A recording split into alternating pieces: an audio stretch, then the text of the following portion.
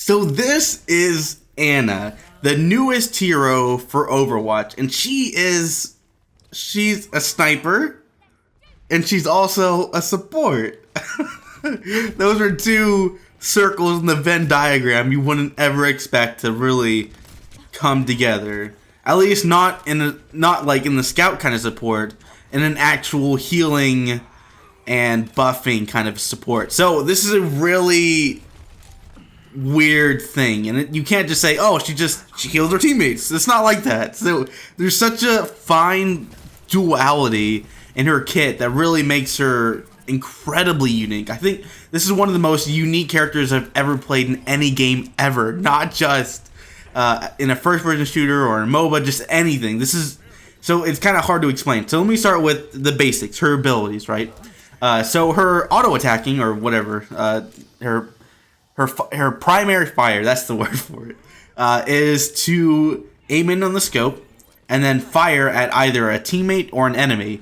If you fire at a teammate, it's going to heal them for a moderate amount. It's not too much. It's not like an instant health regen all the way back up to full health or anything, but it's a pretty good amount. If you shoot an enemy, it still does damages. But as I've heard from other players and on the subreddit, you don't get like any kind of headshot damage modifier. So your primary goal is not to be like a secondary Widowmaker or a Hanzo or something like that. You're definitely looking to heal your teammates and damage when necessary. And on that front, the damage is actually over time. So it's kind of like this like electrocution kind of shock that does an okay amount of damage in over a 1 second period or so, which doesn't seem different from usual, but it does make a difference, especially when you really start to play this character. And when you get hit by her, it's very noticeable, and it's actually kind of distracting, which I think is part of the point. But anyway, so you fire at enemies, damage them, fire your teammates, heal them. Then you have her left shift, which is the sleeping dart. And as you can imagine, you shoot an enemy and it puts them to sleep. Now, what's funny is that you can leave them, you can completely ignore them for up to 6 seconds. Or you can damage them right away and they'll get right back up. So you have to really be careful about how you go about the situation after you sleeping dart someone. So for an example, in a situation, if you're trying to attack a point, you can put to sleep the Diva while you deal with, say, the Genji. Or you can put to sleep the Genji and then kill him immediately while, you have him on the ground. So it's kind of a fine line. As you can see, I completely and totally missed that big fat Roadhog. It's actually a lot easier to hit than I'm making it seem. I just have a really bad aim. I usually play characters like Reaper and Tracer, where you're like right up in somebody's face while you're shooting them. So I'm not very good at this long range sniping kind of situation. So definitely not the best. I'm not the best at this character. Then her E ability, which I think it is, her E ability is this grenade that you throw on the ground. And what it does is that it will heal you, anybody caught in the blast near you, friendlies, and it will give them a sort of buff that increases healing done to them. It's a little bit complicated. At least I'm almost entirely certain that's what it does.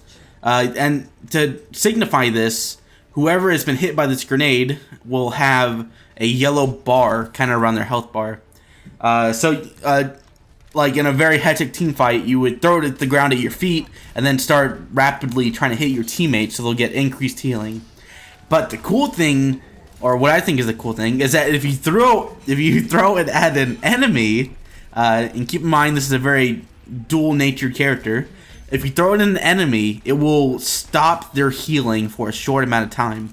That doesn't seem like much. It's like, who cares if you can stop their healing for like 2 seconds? But the thing is, in a hectic team fight, you throw this at your feet, and all of a sudden that Lucio healing, that Mercy healing, that long range Ana healing, all of it stops. It's like an ultimate ability, but in a ability that you can throw every few seconds. It's really crazy. It's really difficult to use, and it's difficult to find the right timing for it as well. But it can be a literal game changer because of how powerful it can be. So like I said, you want to throw that at your feet in a very hectic team fight, and then just start spraying and praying and negating the healing on an enemy. At the same time, you can use it to, say, single out a Roadhog and stop his healing on the fly, right? Because, you know, he has that very big heal at a very small amount of time. So if you can stop that, then you've basically killed his survivability. So it's such a crazy character. And by the way, this character is not only is she free to play and all that, all characters are free in Overwatch, but she's a level 3 difficulty character. So this is definitely not somebody you just kind of pick up and master in one day. There's definitely an incredibly high skill floor and ceiling on this character.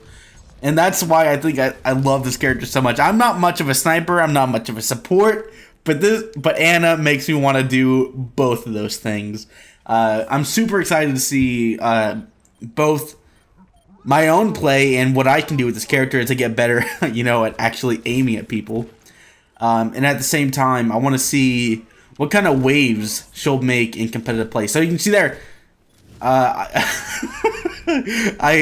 you know, sleeping darted him and then completely missed him about twice, even though he was laying on the ground. So that's how bad I am at this character. But it's really exciting to see that McCree is also pretty not so hot.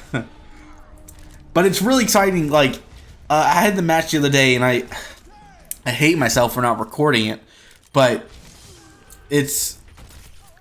I carried as a support, which is so weird to me.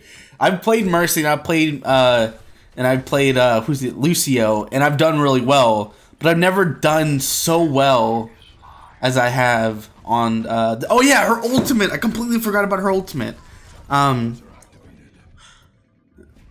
I almost want to wait, just kind of like to show exactly what it does. But basically, I don't think I get a chance here for a couple minutes.